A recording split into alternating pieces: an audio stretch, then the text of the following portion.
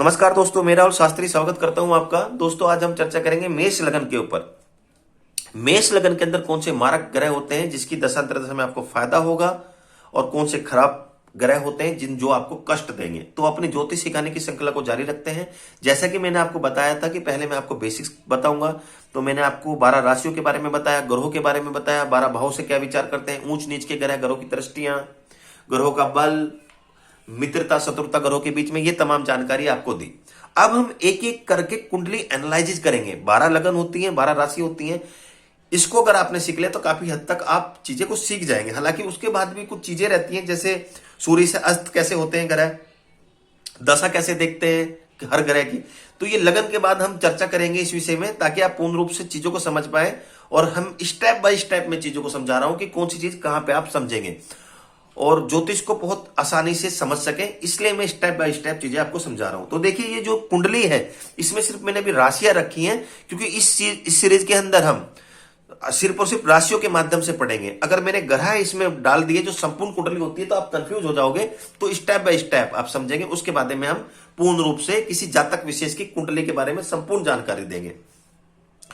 तो जैसे कि ये मेष लगन की कुंडली है, तो इसमें हम विचार करेंगे कौन से ग्रह अच्छे हैं, कौन से खराब ग्रह हैं, किस ग्रहों से क्या देखेंगे, और कौन से शुभ दिन है आपके, कौन से कलर आपके लिए फायदेमंद है, और कौन से अंक आपके दिन फायदेमंद है। यही तमाम जानकारी मैं आपको बताने जा रहा हूं। तो देखिए, जैसे आप जानते हैं टोटल 12 राशि होती है। पहली राशि मेष, स्वामी मंगल, दूसरी वृषभ राशि, स्वामी शुक्र, तीसरी मिथुन राशि, स्वामी बुध, चौथी होती है कर्क राशि, स्वामी उसके चंद्रमा, पांचवी सिंह राशि होती है, फिक्स होते हैं। सूर्य उसके स्वामी, छठी कन्या, बुध उसके स्वामी, सातवीं तुला, शुक्र उसके स्वामी। इसी प्रकार आठवीं राशि वृश्चिक, स्वामी बनते हैं मंगल। धनु राशि होती है नौवीं, गुरु उसके स्वामी होते हैं। मकर और कुंभ 10वीं और जो 11वीं राशि होती है, इन दोनों राशि के स्वामी मंगल होते हैं। और 12वां मीन राशि, स्वामी मंगल। अब राशि आपने समझ लिया, और हालांकि ये चीजें मैंने बता रखी है, पर आज पहली वीडियो है ताकि आपको कोई दिक्कत ना हो, समझाने जा रहा हूं। राशि समझ लिया, राशि के स्वामी आपने समझ लिया, 12 भाव को भी आप समझते हैं क्या विचार किया जाता है। देखिए, पहला, दूसरा, तीसरा, चौथा, पांचवा, छठा, सातवां, आठवां, 9वां, 10वां, 11वां, 12वां, ये भाव फिक्स होते हैं, फिक्स। इसमें जो ये नंबर देख रहे हैं ये राशियां हैं, और राशि का सीक्वेंस फिक्स रहेगा। अगर यहाँ पे 1 है तो 2 रहेगा, 3 रहेगा, 4 है, यहाँ पे 3 है तो यहाँ पे 4, यहाँ पे 5, यहाँ पे 6, इस प्रकार। अब लगन को समझ लेते हैं कि मेष लगन कैसे समझे। देखिए, पहली मेष राशि होती है, तो ये पहला भाव लगन का होता है। अगर इसमें 1 लिखा होगा, पहले भाव में 1, ये भाव नहीं समझ रहा हूं, भाव तो फिक्स है, पहला है, पर अगर यहां पे 1 है पहली राशि, तो ये मेष लगन की कुंडली हुई। ये हुई मेष लगन की कुंडली। अब हम चर्चा करेंगे कौन से ग्रह अच्छे होंगे, कौन से खराब ग्रह होंगे। ये आप आधी कुंडली आज समझ जाएंगे एनालिसिस करना।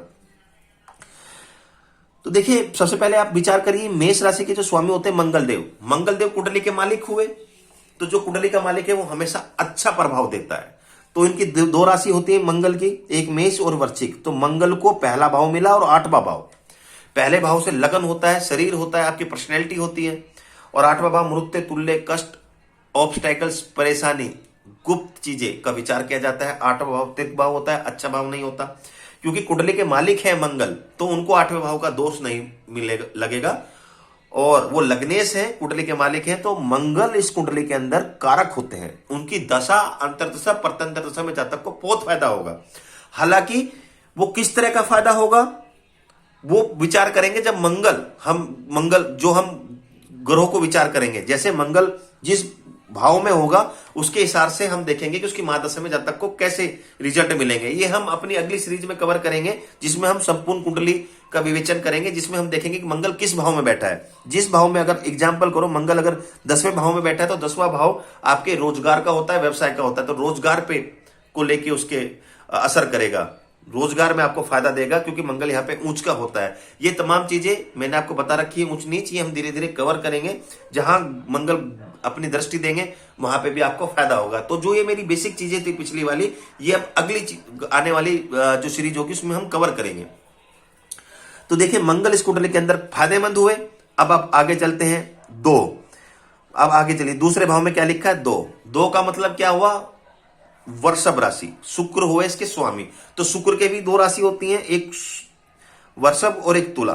तो देखिए, यहां पे शुक्र को मिले 2 भाव, दूसरा और 7वां। दूसरा होता है आपका धन का, सेविंग का, कुटुंब का, आपके खान पान का, आपकी वाणी का, महत्वपूर्ण भाव है।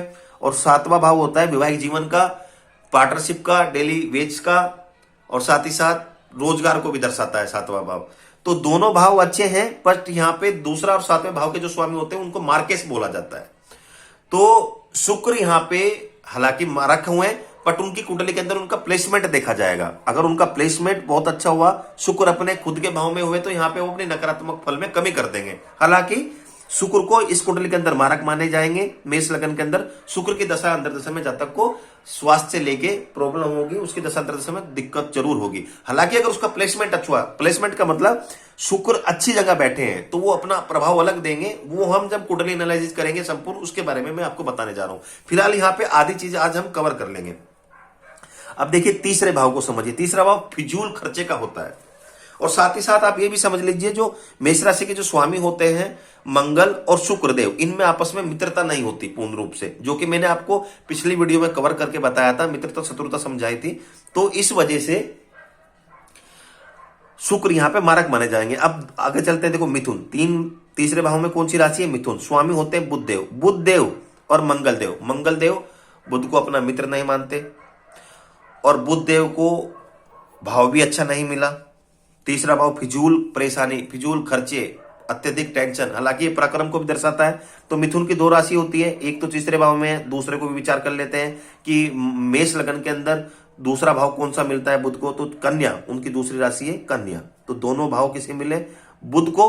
और ये तो बिल्कुल अच्छा नहीं है। रोग, ऋण, शत्रु, दुर्घटना, चोरी, मुकदमा, कोर्ट कचहरी, अपमान, हानि को दर्शाता है। छठा, 8वां, 12वां, ये तीनों भाव अच्छे नहीं, तो दोनों भाव भी अच्छे नहीं मिले। लग्नेश के मित्र भी नहीं है बुध, तो प्रबल मारक हो जाते हैं। उनकी दशा अंतर दशा में जातक को बहुत दिक्कत होगी, फिजूल के टेंशन में होगी, अत्यधिक परेशानी, सेहत को लेकर दिक्कत, कर्जा, मानसिक रूप से परेशानी, इस तरह की चीजें देखने को मिलेगी। हालांकि पूर्ण रूप से विचार जब करेंगे, जब हम बुध का प्लेसमेंट देखेंगे कि बुध मेष लगन में कहां बैठा है, जब हम ग्रहों को लेके चर्चा करेंगे। तो दोस्तों आगे चलते हैं। अब हम चौथे भाव के अंदर आते हैं। चौथा भाव किसका? चौथे भाव में क्या लिखा है? 4 का मतलब कर्क राशि, स्वामी हो चंद्रमा, तो चौथा भाव मिलता है चंद्रमा को। चौथे भाव को मेष लगन के अंदर चंद्रमा देख रहे हैं। अब चंद्रमा चौथे भाव से क्या देखा जाता है? सुख, जिंदगी के अंदर तमाम सुख, पैतृक सुख, मकान, वाहन, जो जिंदगी के अंदर जो इच्छा, वो चौथे भाव से। आपका माता का भाव माना जाता है, माता का विचार यहां से करते हैं। तो कोई भी चीज, मकान लोगे, वाहन लोगे, परेशानी होगी, दिक्कत होगी, नहीं होगी, वो चौथे भाव से मिलेगा। सुख मिलेगा नहीं, पैतृक संपत्ति मिलेगी नहीं मिलेगी, वो करेंगे चौथे भाव से। तो क्योंकि मेष लगन के अंदर चंद्रमा को अच्छा भाव मिला, और मंगल और चंद्रमा के अंदर मित्रता है, जो कि हमने पहले कवर कर ली थी, तो यहाँ पे चंद्रमा की दशा अंतर दशा जातक के लिए फायदेमंद होगी, जातक को सुख मिलेगा। और जहां चंद्रमा बैठेंगे इस कुंडली के अंदर, उससे भी विचार करेंगे अगली बार सीरीज के अंदर।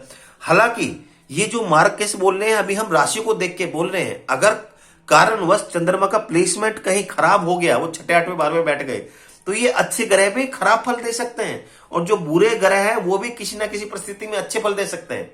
वो हम आने वाली वीडियो में विचार करेंगे। पर ये स्टेप अगर आपने नहीं समझा तो फिर आप उसको नहीं समझ पाएंगे, इसलिए हम स्टेप बाय स्टेप चर्चा करेंगे।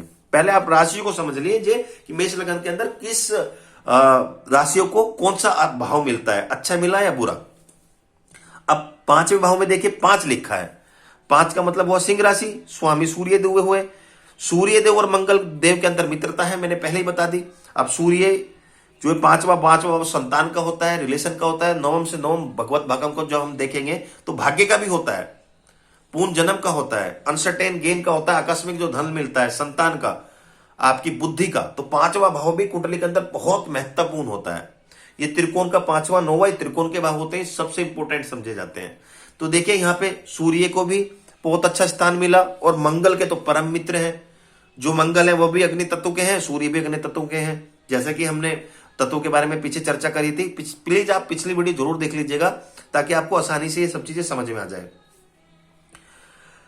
तो सूर्य भी कारक बनते हैं। सूर्य की दशा अंतर दशा में जातक को संतान को लेके, बुद्धि को लेके, पढ़ाई को लेके, गेन को लेके, अनसर्टेन गेन को लेके, भाग्य को लेके जातक को बहुत फायदा होगा। और जहां सूर्य बैठेंगे उस हिसाब से भी चर्चा करेंगे।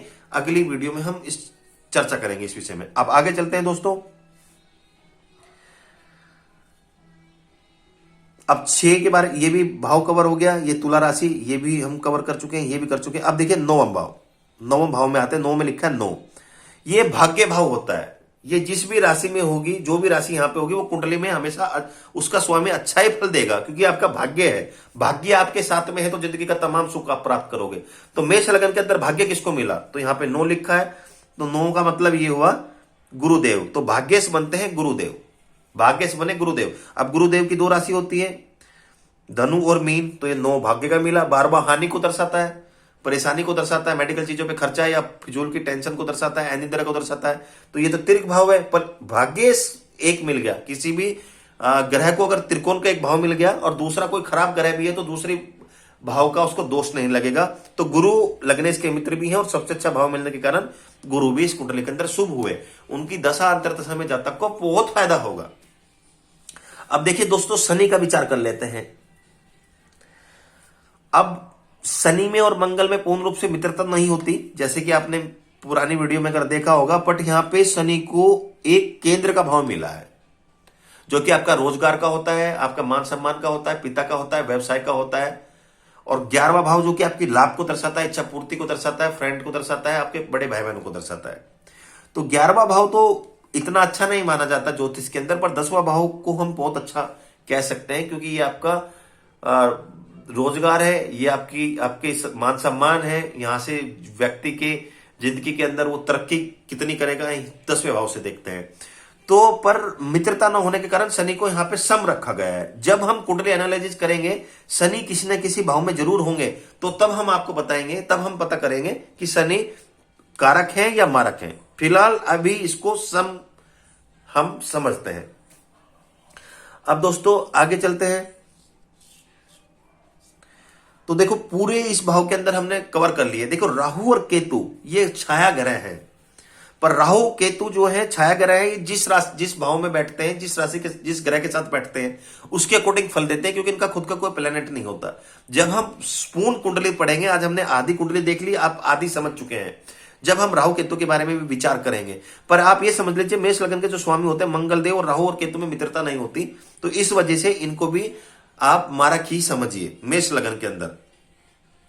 तो आप समझ गए, मंगल चंद्र सूर्य गुरु, इनको अच्छे भाव मिले तो एक कारक बनते हैं मंगल लगन के अंदर, मेष लगन के अंदर। और शुक्र बुध राहु केतु ये मारक बनते हैं, इनकी दशांतरदशा में फायदा नहीं होता। अब ये देखोगे तो आप समझोगे, जो मैंने मित्रता शत्रुता देखी होगी, तो देखोगे आप शनि शुक्र बुध राहु केतु ये एक ही श्रेणी में आते हैं। इसी प्रकार मंगल चंद्र सूर्य गुरु ये एक ही श्रेणी में आते हैं। तो आप देखो कि हर भाव में जिसकी भी लगन होगी, वो अपने घर के अंदर जो उसके मित्र होंगे उनको अच्छा ही भाव देंगे। तो ज्योतिष को आप बहुत अच्छी तरह से पकड़ पाएंगे, बहुत तरीके से समझ जाएंगे। अब साथ ही साथ, क्योंकि आपने मंगल कारक होते हैं, तो मंगलवार का दिन शुभ है जातक के लिए। चंद्रमा अच्छा है तो सोमवार का दिन शुभ है।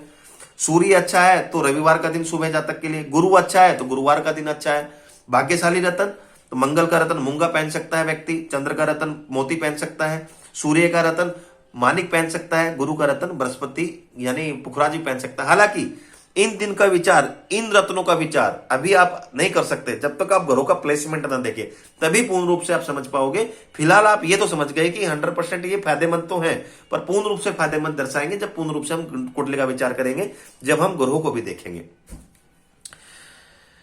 इसी प्रकार अगर हम कहें तो लाल, ऐसे में जातक के लिए लाल कपड़ा, मंगल से लाल और केसरी कपड़ा दर्शाता है। चंद्र के लिए सुबह सफेद, सूर्य के लिए गाढ़ा लाल और गुरु के लिए पीला, ये वस्त्र धारण करता है, जो जातक को फायदा होगा।